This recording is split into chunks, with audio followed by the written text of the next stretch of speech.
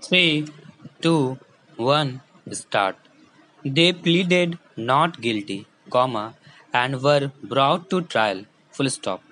The trial court, relying on the evidence of PW5, PW7, and PW10, the injured three eyewitnesses, held that the prosecution story, insofar as the three appellants, was proved beyond doubt, but the other accused, namely Amrik Singh, Joginder Singh, Kulwant Singh, and Balwant Singh were entitled to benefit of doubt and they were accordingly acquitted. Full stop. The plea of the right of private defense and that, if at all, the case fell within the ambit of Section 304, Part 2, read with Section 34 of the IPC, was repealed. Full stop. An appeal was thereafter taken to the High Court by the three appellants. Full stop. The appeal was dismissed, leading to the present proceedings. Full stop para.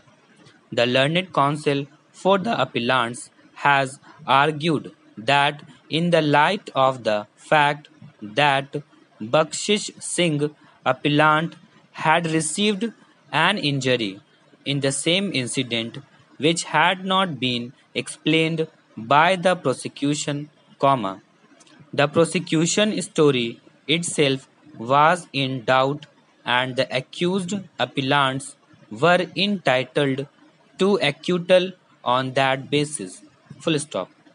It has also been pleaded that the trial court had found that four of the accused were not involved in the incident, and it was thus apparent that the present case was one of false implication on account of animosity between the parties over the construction of the drain. Full stop para.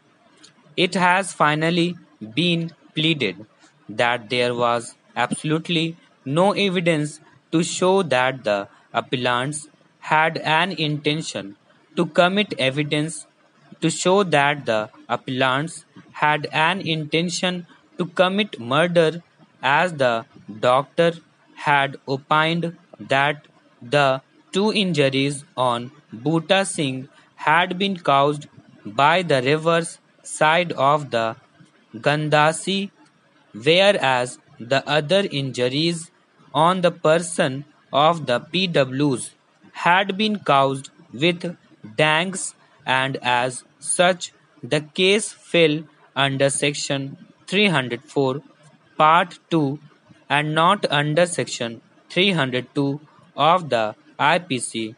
Full stop. The learned state council and the complainants council have, however, controverted the stand and pointed out that the trial court and the high court had given categorical findings that the appellants were involved in a case of murder and attempted to take the law into their hands and attempted to construct the drain despite the injunction order made by the civil court. Full stop para. We have heard the learned counsel for the parties and gone through the record very carefully. Full stop.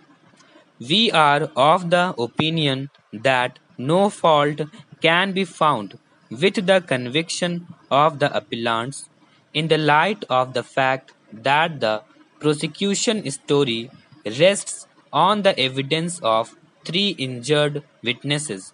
Full stop.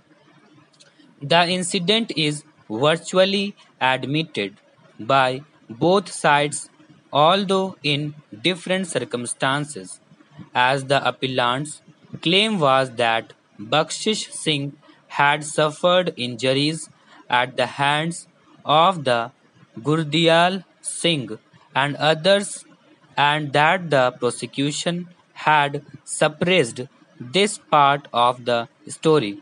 Full stop. This plea has been rejected by the trial court as well as the High Court, holding that the injuries suffered by Bakshish Singh could not be related to the present incident. We are therefore of the opinion that the conviction of the appellants is fully justified on the facts of the case. We, however, feel that a case under Section 302 of the IPC is not spelled out full stop.